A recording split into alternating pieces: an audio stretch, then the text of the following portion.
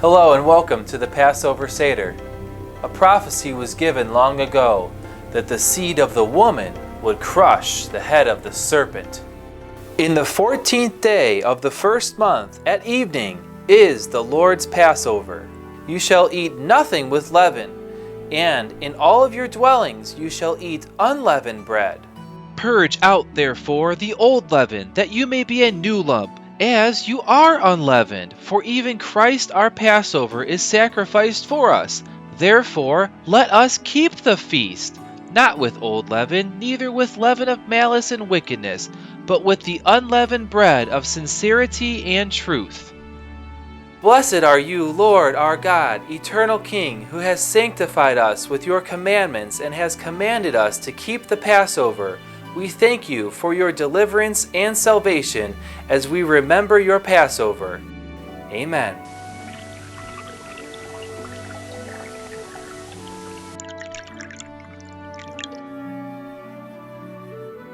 The bitter herbs remind us of the bitterness of slavery in Egypt, as well as the bitterness of sin. At this time, everyone should wash their hands with water. This symbolic act of purification prepares us to enter into the holiness of the feast.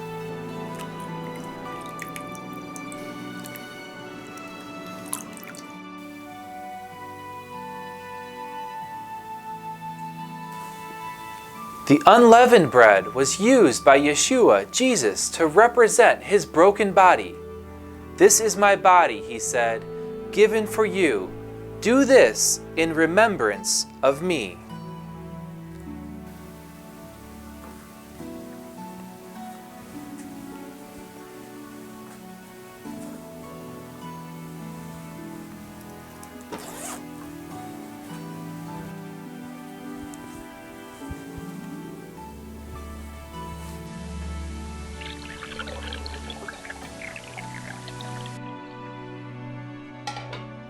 Dad, I have a question.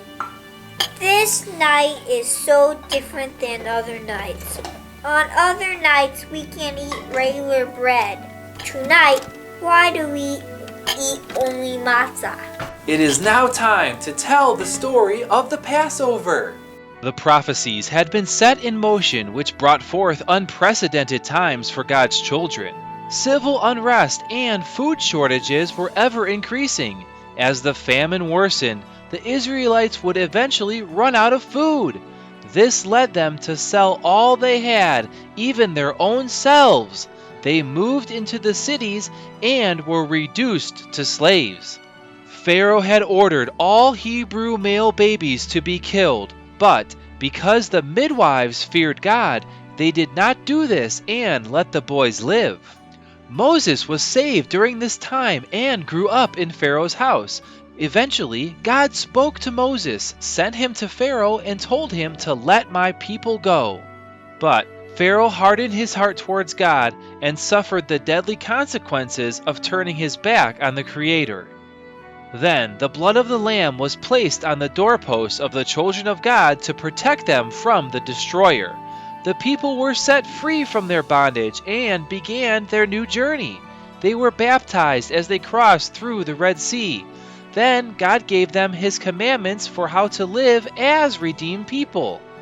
Unfortunately, some walked away from the faith, which prevented them from entering into the promised land, destined to wander in the wilderness until their death. Centuries later, the Lamb of God, who takes away the sin of the world, would arrive.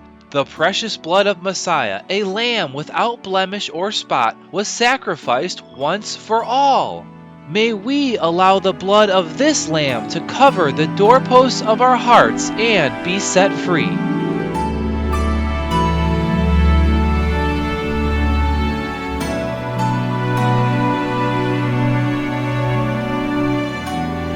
Blessed are you, Lord our God, eternal King, who has given us bread to eat. Blessed are you, Lord our God, eternal King, who has sanctified us with your commandments and has commanded us to eat the unleavened bread.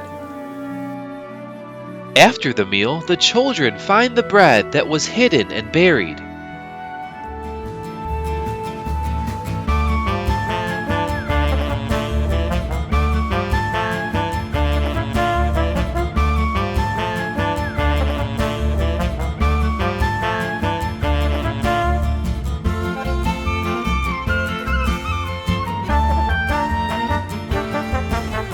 This piece of unleavened bread represents the resurrection of our Messiah.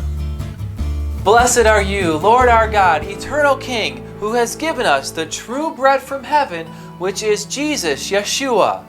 We remember his death, burial, and resurrection. Amen.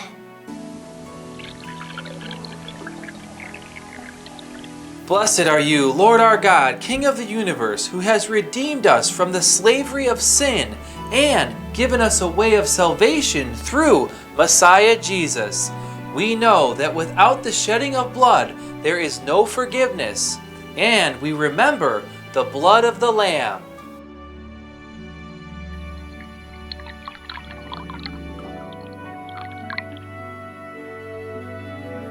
For as long as we eat this bread and drink this cup, we proclaim the Lord's death until he comes.